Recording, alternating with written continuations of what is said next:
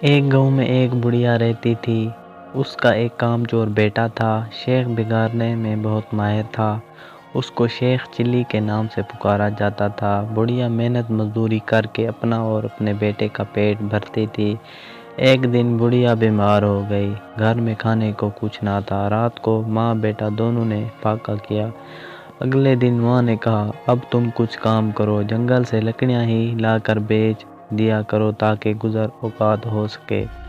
شیخ چلی نے جنگل کی راہ لی۔ جو درخت اس کے راستے میں آتا وہ اس سے پوچھتا، میں تجھے کاٹ لوں یا نہیں؟ کسی درخت نے بھی اس کا جواب نہ دیا۔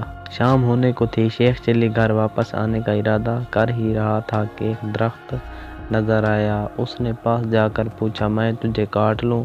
درخت بولا، ہاں کاٹ لے، مگر ایک نصیحت کرتا ہوں، میری لکڑی سے پلنگ بنانا اور بادشاہ کے دربار میں لے جانا۔ اگر بادشاہ اس کی قیمت پوچھے تو کہنا، پہلے ایک دو راتیں اس پر سوئیے، پھر اگر مناسب سمجھے تو خرید لے۔ شیخ چلی نے درخت کی ہدایت کے مطابق اس سے لکڑیاں کاٹ کر پلنگ تیار کیا اور بادشاہ کے دربار میں پہنچا۔ بادشاہ نے قیمت پوچھی تو شیخ چلی نے کہا، پہلے آپ اس کو ایک دو رات استعمال کریں، اگر اس میں کوئی خوبی پائیں تو انعام کے طور پر جو دل چاہے دے دیں۔ بادشاہ حیران ہوا اور شیخ چلی کے کہنے پر نوکر کو حکم دیا کہ آج یہی پلنگ میرے کمرے میں بچھا دیا جائے۔ رات ہوئی، بادشاہ اسی پلنگ پر سویا تو آدھی رات کو پلنگ کا ایک پایا بولا، آج بادشاہ کی جان خطرے میں ہے۔ دوسرے نے کہا، وہ کیسے؟ تیسرا بولا، بادشاہ کے جوتے میں کالا سانپ تھا۔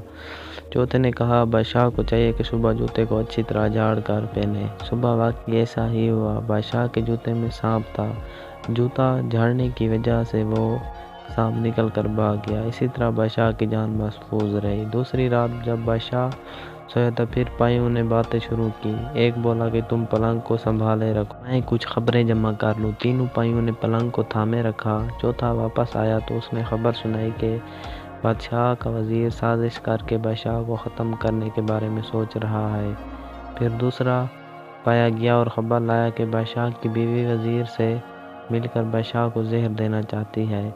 تیسرے پائے نے تجویز کیا کہ بادشاہ کو چاہیے کہ وزیر کو مروا دے۔ چوتھا پایا گیا اور خبر لایا کہ بادشاہ کو جو دودھ صبح پینے کو دیا جائے اس میں زہر ہوگا۔ بادشاہ یہ سب کچھ سن رہا تھا۔ صبح اٹھ کر جب اسے دودھ دیا گیا تو اس نے نہ پیا بلکہ ایک بلی کو پلا دیا۔ بلی اسے پیتے ہی مر گئی۔